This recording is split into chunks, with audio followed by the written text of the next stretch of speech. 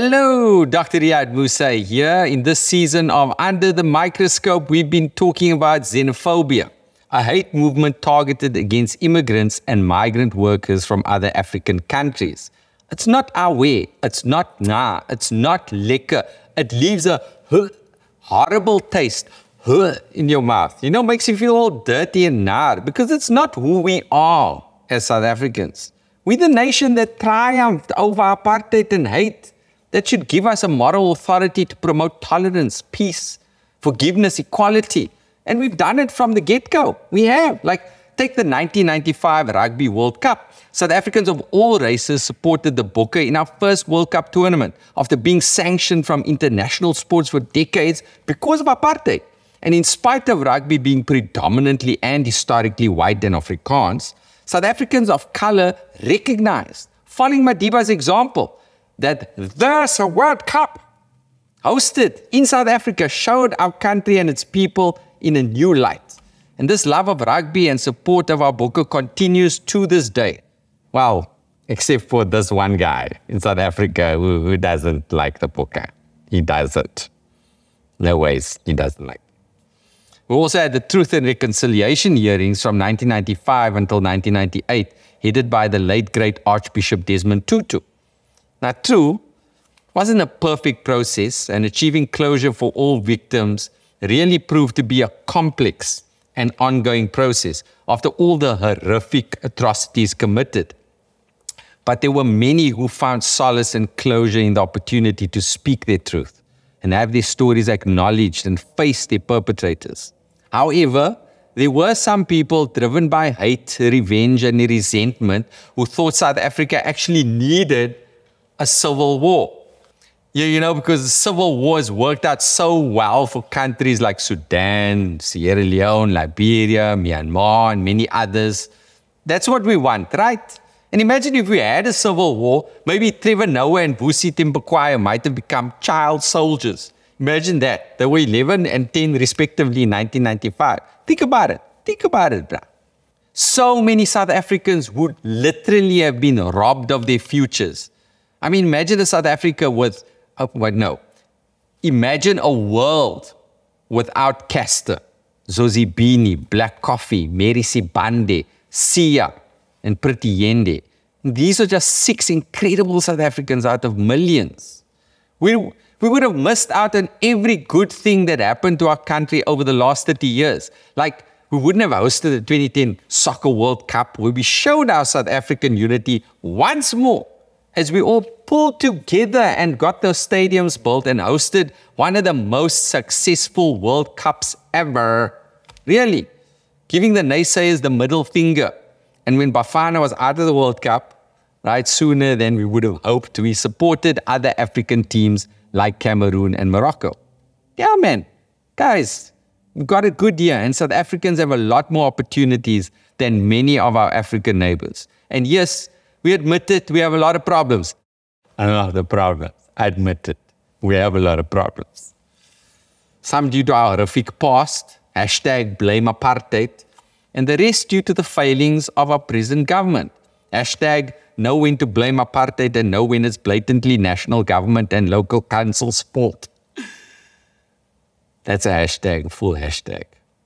But still, we have much to be grateful for. Our democracy has proven to be robust, evident from the fact that this year our ballot paper will be 3 pages long, bruh.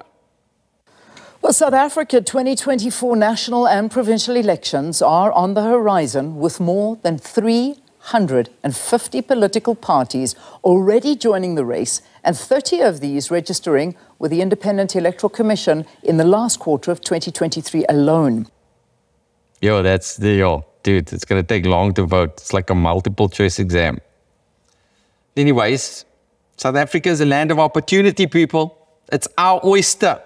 There's no place for hate here. You know, there's a saying, being resentful and hateful is like drinking poison and then hoping it kills someone else.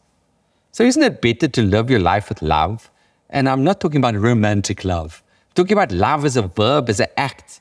Being respectful, tolerant, kind, forgiving, supportive. Because apart from just feeling good, research has shown that acting with kindness, makes you a more successful and healthier person. The scientific reason behind this is that when you show kindness, you actually lower your blood pressure and your cortisol levels, and cortisol is a stress hormone, right? That drops. So being a lekker loving person is good for you. Or worded differently, stop being a yeah. Now in this episode, we're going to show you how you can be the best South African and make your country the best it can be by fighting hate, intolerance, and prejudice against foreigners. Make peace your mission. That's what I'm talking about. In episode 2, we spoke about some of the organizations pushing the hate movement and promoting xenophobic views, and one was Operation Dudula, and Dudula means force out in Zulu. So we thought, why not start a counter movement called Operation Ukuthula? Ukuthula means peace in Zulu, and Operation Ukuthula promotes tolerance and acceptance and actually defies hate. And the best thing is members can promote the values of Operation Ukuthula anywhere, whether it's online or in the communities, at school, at work. So when your boss is looking at you like, okay, enough chat, get back to work. You can all say, hey, we're talking Operation Ukuthula, boss. And your boss will be like, okay, so now how do you become a member of Operation Ukuthula? Well, anyone can join. It's an inclusive movement. Simply add any peace emoji to your status or profile pic on all social media platforms. And if you see a hateful, prejudicial tweet, don't get into an argument. Simply reply with a peace sign and the hashtags Operation Ukuthula, cancel hate, and hate must fall. And then report it to Real 411 so it doesn't spread. Tell the people at Real 411 that that information is disinformation. Other ways you can be an active member of Operation Ukuthula is to be information savvy. We are living in the information age, but also the disinformation age. Remember that. So before you share any info that you've seen on Facebook, WhatsApp, X, TikTok, or any other social channel, put it into Africa Check.